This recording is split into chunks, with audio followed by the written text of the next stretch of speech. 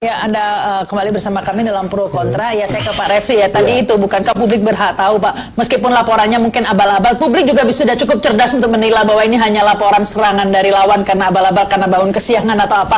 Publik juga bisa melihat itu, begitu. Dan tim kampanye dari calon yang dilaporkan juga bisa menjelaskan kalau memang dia tidak salah. Begitu kan, Pak ya? Ya, tapi kita harus sekali lagi, kan rezimnya berbeda ya. KPK, polisi, dan jaksa itu bukan pelaksana pemilu ya.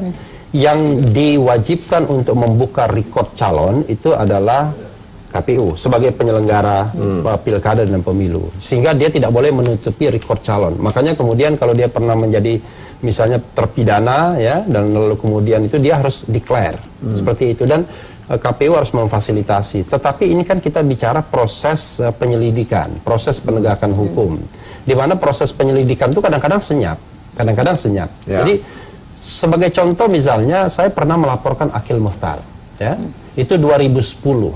Ketika saya tanya bagaimana prosesnya, masih dalam proses penyelidikan.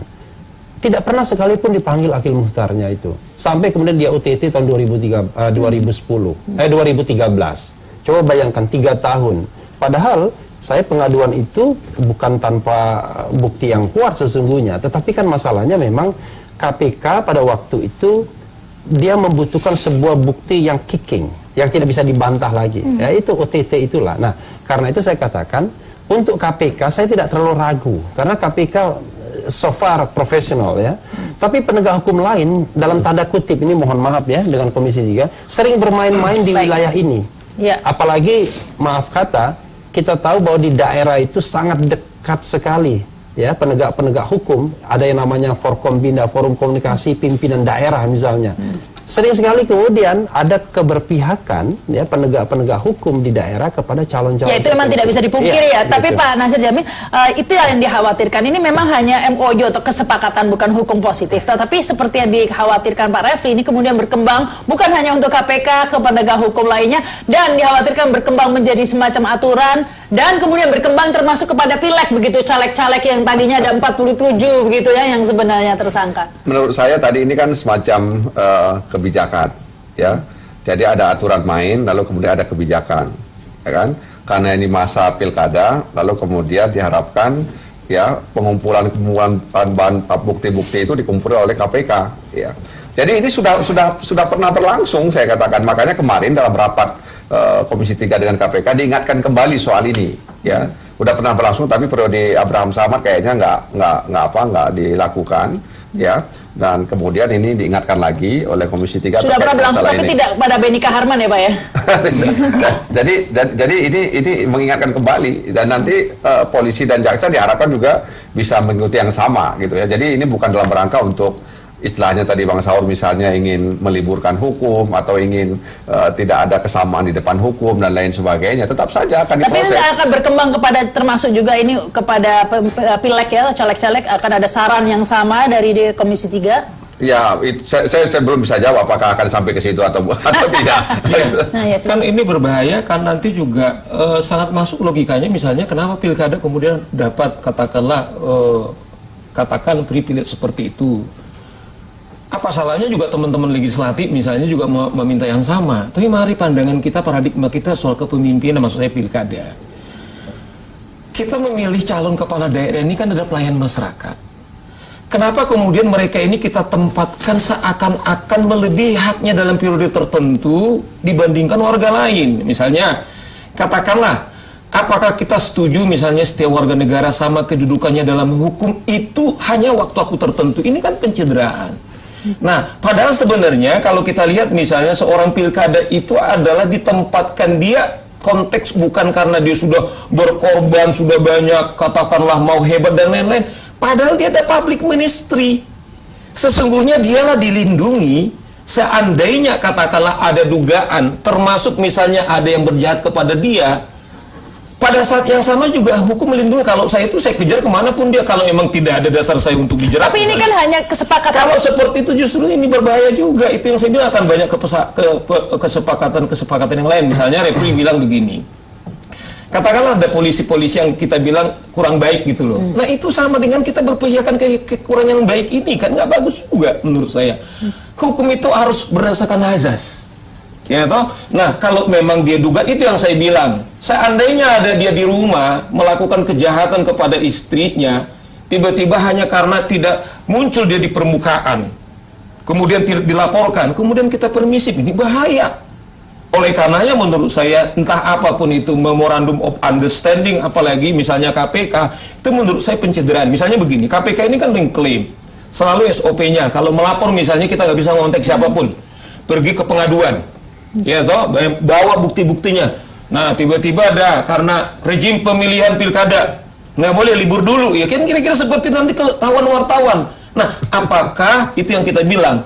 Ketika orang diperiksa, kemudian juga kita menggunakan katakanlah praduga bersalah, nggak juga kan? Praduga tidak bersalah juga pada saat dia melakukan ini. Nah, menurut saya inilah kampanye-kampanye seperti ini yang saya kira. Ya, tapi ini Mbak Almas tidak bisa dipungkiri juga, meskipun seperti yang dikatakan Pak Saur bahwa ya sedikit banyak pasti pengaruh lah pada citra si calon itu, begitu loh kalau dilaporkan. Iya, soal citra itu kan dibentuk gitu ya. Tapi intinya menurut kami nota kesepahaman, ada atau tidak ada nota kesepahaman antara DPR dengan Komisi 3 dengan KPK. KPK sama sekali tidak mempunyai kewajiban atau keharusan untuk strict mentaati atau menuruti apa yang sudah menjadi isi nota kesepahaman itu. Apalagi misalnya dalam konteks kasus korupsi. Ya, kita tahu kasus korupsi sekarang merajalelanya seperti apa di Indonesia. Dan yang paling penting adalah bagaimana sebenarnya calon-calon ini, partai politik dan calon-calon ini mengedukasi kepada publik. Kalau memang beritanya tidak benar, kasusnya tidak benar, ya sampaikan kepada publik, nyatakan kepada publik, edukasi publik dengan kampanye-kampanye yang mereka lakukan. Tapi bukan dengan menutup informasi atau menghalang-halangi, menunda gitu ya, bahasanya kasus yang sedang melibatkan atau menyeret-nyeret nama si calon tersebut. Baik, ya silakan ini Pak Refli. Iya, menurut saya kan kita ini berdialog, monolog ya pada standing masing-masing ya. Kenapa saya bilang standing masing-masing? Almas, Pak Saur berpikir bahwa yang dihadapi itu penjahat, kan begitu, sudah pasti penjahat.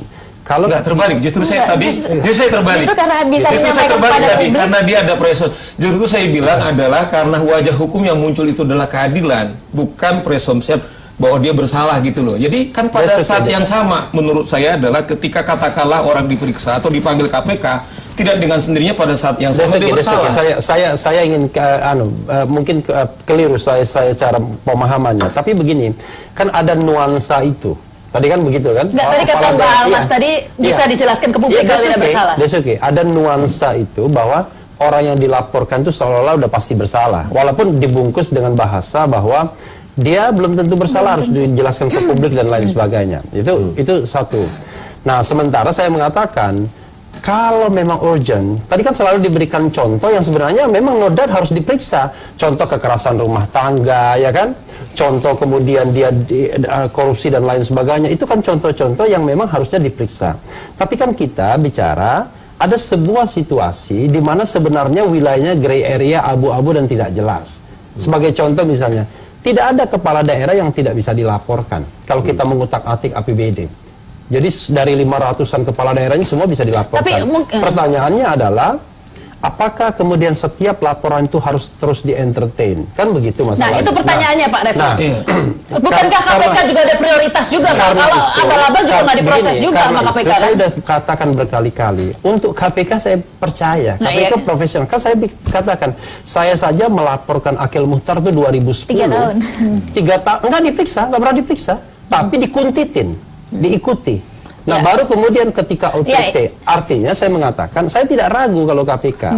Tapi kan saya ingin mengatakan bahwa ada fenomena di penegak hukum yang lain. Nah, itu yang kemudian harus kita... Baik, Nasir Jamil, memang KPK tidak ragu begitu kata Pak Refli. Tapi ini yang menjadi publik kemudian menjadi pro kontra ketika KPK sendiri menyanggupi begitu usulan. Ini KPK loh ya, bukan yang lain ya. Ada bisa satu lagi poin. Ada satu juga misalnya, kalau saya misalnya, yang namanya penegakan hukum itu pasti ada diskresi yang kadang-kadang kita tidak tahu apa alasan. Sebagai contoh misalnya, saya termasuk gemas. Kenapa misalnya KPK sampai saat ini tidak menahan Setia Novanto? Nah itu misalnya, lagi. Kita misalnya. Jadi kita juga bertanya, pasti ada jawaban bagi KPK. Itulah yang namanya proses penegakan hukum. Baik, kita harus break dulu lagi aja. Pemirsa, kami akan kembali setelah pesan-pesan berikut ini.